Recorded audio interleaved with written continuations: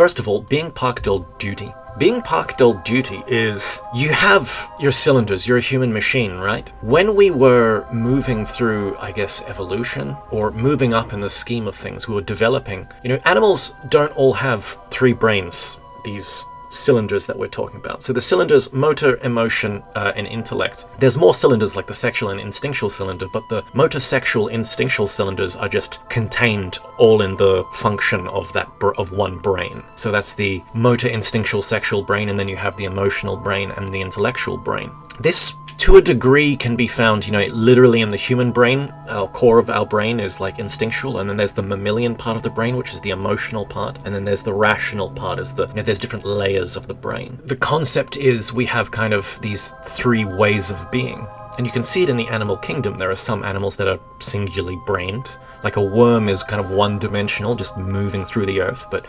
lizards or beings that are purely instinctual are just one-brained beings, whereas beings that are then have a kind of a community, dolphins, elephants, horses, those are 2-brained beings.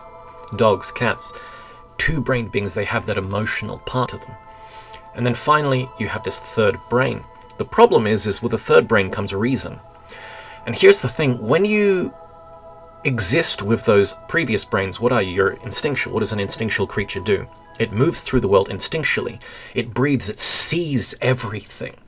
And it has to, because of predators. You hear every single, twig snap. You see, all of lights, everything's vivid. And you move through the world. You move with, you're very conscious of your movement, so also be silent. You got it, because if you got to hunt, you got to be silent. You can't let your prey notice you. But you also have to be, if you're the hunter, you also have to be silent. And if you're the prey, you also have to be silent as well. Both the hunter and the prey have to be silent. You have to concentrate on your movements. You have this great instinct that sees everything. And if you're emotional as well, then those emotions are, they're, kind of full clip. They just come out. You're blatantly happy, or if you come home to your cave and there's a wolf about to eat your family, the emotions are full.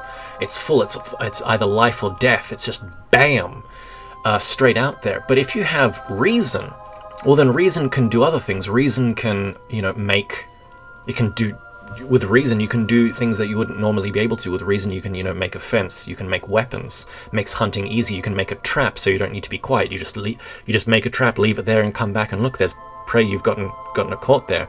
So the whole idea is all over time, reason gets overdeveloped and these other senses are lost. We no longer hear every twig snap. We no longer see the light in the world. We no longer feel as intensely as we did before, and we become completely unbalanced.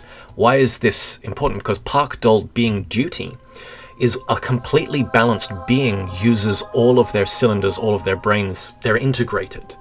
We don't, and because we don't, we're unbalanced, and we can't transform, the soul, the energies properly coming into us. The laws don't work in us properly, and so we don't create a skoken, and we don't emit a skoken, then the earth and the moon can't have that relationship. So it messes things up, and that is, I believe later on he's going to talk about why the population increases is because of the lack of skoken. So because we're not functioning properly, more humans need to be about so that more skoken is there. And then he talks about, he has some weird thing on why wars happen, and because of a skoken release through death and things like that. He gets very elaborate, but nonetheless, we need to have a little talk about Parkdolg being duty. So let me just read that again. Holy crap. I repeat, the story of this writer is very... Okay, so he had taken his fancy, showing the extent to which in the 3-brained beings who have taken your fancy, particularly, everyone's realizing, is absent, and how their own subjective being convictions, formed by their own logical deliberations, are never, as in general it is proper to 3-brained beings, crystallized in them, but only those are crystallized which depend exclusively only